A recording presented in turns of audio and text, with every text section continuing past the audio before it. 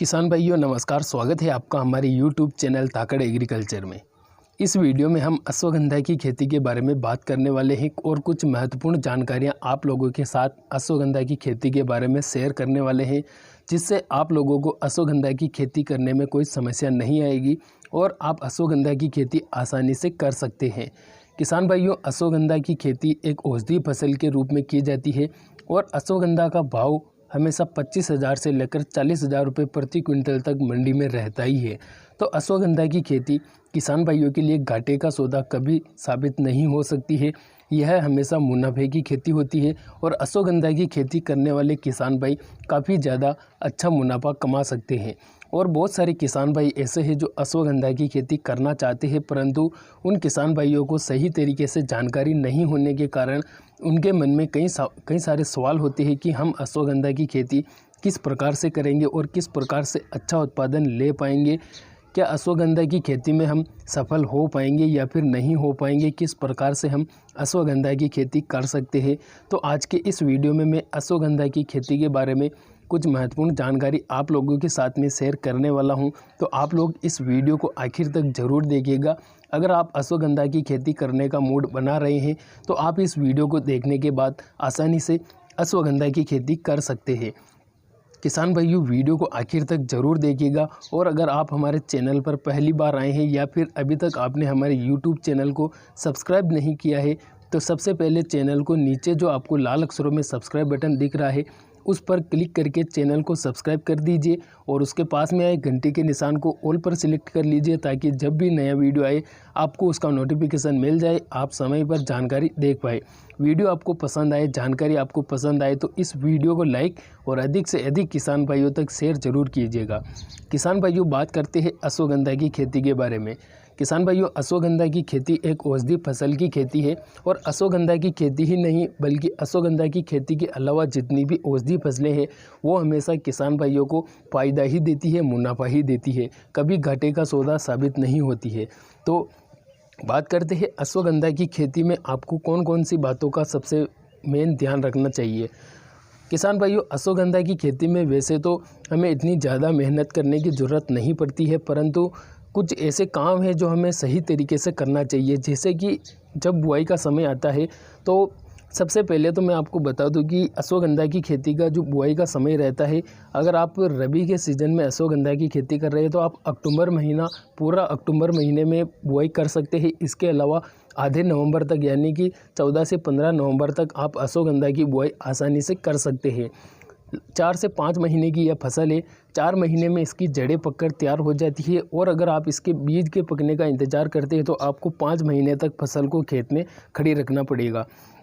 इसी के अलावा बुआई के समय की बात की जाए तो बुआई का समय अक्टूबर महीना सबसे बेस्ट रहता है। अक्टूबर महीने में आप बुआई कर रहे हैं तो खेत की सबसे पहले अच्छी तरीके से हकाई जुताई कर ले। हकाई जुताई में कोई कंजूसी ना करे, अच्छी तरीके से खेत की हकाई जुताई करे जिससे मिट्टी अच्छी तरीके से भुरभुरी हो जाए। जितनी मिट्टी भुरभुरी रहेगी उतनी ही अश्वगंधा की जड़ें मोटी बनेगी। तो आपको हकाई जुताई अच्छी तरीके से करना है। इसी के अलावा आप जब लास्ट की हकाई कर रहे हैं तो उस समय पर आपको 8 से 9 क्विंटल वर्मी कंपोस्ट केंचुए की खाद आपको खेत में बिखेरना है। उसके बाद में लास्ट की हकाई जुताई कर देना है। उसके बाद में अच्छी तरीके से क्यारियाँ बना लेना है। क्यारियाँ ऐसे बनाना है, ज़्यादा लंबी भी क्यारियाँ आपको नहीं बनाना है, मीडियम साइज़ की क्यारियाँ बनाना है जिसमें पानी ज़्यादा भराव ना हो और ऐसे खेत का आपको चयन करना है जिसमें पानी का भराव बिल्कुल भी ना हो, यानी कि समतल खेत हो और क्यारियाँ भी ज़्यादा बड़ी ना बनाए, छोटी छोटी क्यारियाँ बनाए जिसमें जल्दी से सिंचाई हो सके, खेत में ज़्यादा पानी ज़्यादा देर तक भरा ना रहे, ऐसी क्यारियाँ आप बनाएं। इसके अलावा क्यारियाँ बनाने के बाद आपको बीज छिड़काव करना है, हाथों से बीज को छिड़काव करना है। बीज भी आपको इतनी मात्रा में खेत में डालना है कि 2 से 3 इंच पर पौधा रहना ही चाहिए। दोस्तों, अगर आप कम बीज डालते हैं तो उससे ज़्यादा दूरी पर अगर पौधे उगते हैं तो उससे पैदावार पर इफ़ेक्ट पड़ता है, पैदावार कम निकलती है। तो आपको ऐसे इतना सारा बीज डालना है कि 2 से 3 इंच पर पौधा रहे ही रहे, यानी कि आपको 3 से 4 किलोग्राम प्रति बीघा के हिसाब से और आप 6 किलोग्राम प्रति एकड़ के हिसाब से बीज जरूर डालें, तो पौधे बराबर मात्रा में उगेंगे। अगर ज़्यादा पास में पौधे हैं तो जब आप निराई गुड़ाई का समय आएगा तो उस समय पर आप इसके पौधे को उखाड़ कर दूरी मेंटेन भी कर सकते हैं। अगर शुरुआत से ही पौधा दूरी पर रहेगा तो आपको फिर समस्या आ सकती है, इसलिए आप बीज बराबर मात्रा में ज़रूर डालें। इसी के अलावा जैविक प्रबंधन के रूप में हमने जो खाद बताया वर्मी कंपोस्ट, वो आप डाल सकते हैं। इसी के अलावा रासायनिक प्रबंधन की बात करें, रासायनिक खाद की बात करें तो आप रासायनिक तौर पर सिंगल सुपर फास्फेट 2 से 3 कट्टे प्रति एकड़ के हिसाब से डाल सकते हैं।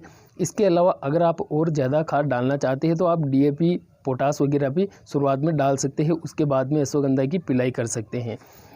यह तो हुई बुआई के समय की बात। इसके अलावा सिंचाई की बात करें तो आपको 1 से 2 पानी आपको बहुत ही जल्दी देना चाहिए, यानी कि जब आप बीज डालते हैं उसके बाद में पहला पानी देना है।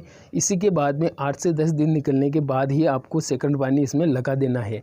इसके बाद में आपको इतना ज़्यादा पानी देने की ज़रूरत नहीं है। फिर तो 1 महीना निकलने के बाद तीसरा पानी दे और फिर अपने खेत के हिसाब से पानी देते रहे, यानी कि जैसे जैसे खेत में नमी खत्म हो जाती है वैसे ही आप सिंचाई करते रहे, यानी कि लगभग 5 सिंचाई इसमें कम से कम करनी ही चाहिए। 5 सिंचाई में आपकी पूरी फसल अच्छी तरीके से पककर तैयार हो जाएगी। दोस्तों, अगर एक बार अश्वगंधा का बीज सही तरीके से उगकर खेत में आ जाता है, पौधा उग जाता है, तो उसके बाद में इतनी ज़्यादा इसमें समस्या नहीं आती है। ठंड के समय में इसमें थोड़ी समस्या आती है, पाला गिरता है, परंतु उसमें क्या होता है कि ऊपर से जो पत्ते होते हैं वो जल जाते हैं, लेकिन इस पर जड़ पर कोई इफ़ेक्ट नहीं पड़ता है, तो आपको घबराने की कोई भी ज़रूरत नहीं है। और इसके अलावा इसकी जड़ तो बिकती है, लेकिन इसी के साथ साथ इसका जो पूरा पौधा है वो भी बिकता है, यानी कि जब आप इसकी कटाई करते हैं तो जड़ अलग हो जाती है, फिर ऊपर का जो पौधा रहता है उसको आपको मशीन में डालकर इसको भूसे के रूप में बदल लेना है, जो भूसा भी आपके मंडी में बिकेगा और भूसे के साथ साथ बीज भी अलग आ जाएगा, तो बीज भी मंडी में बिकता है।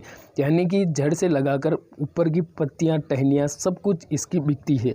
और इसकी जड़ के भाव की बात की जाए तो 25 से 40 हज़ार रुपये प्रति क्विंटल तक इसका भाव रहता है, तो काफ़ी ज़्यादा अच्छा मुनाफा देती है यह फसल। अगर आप अश्वगंधा की खेती करना चाहते हैं तो आप हमारे चैनल के साथ में ज़रूर जुड़िएगा, क्योंकि हमारे चैनल के द्वारा अश्वगंधा की खेती के बारे में हर एक प्रकार की जानकारी समय पर दी जाती है और सही तरीके से, व्यवहारिक तरीके से जानकारी दी जाती है। तो आप चैनल के साथ में ज़रूर जुड़े रहिएगा।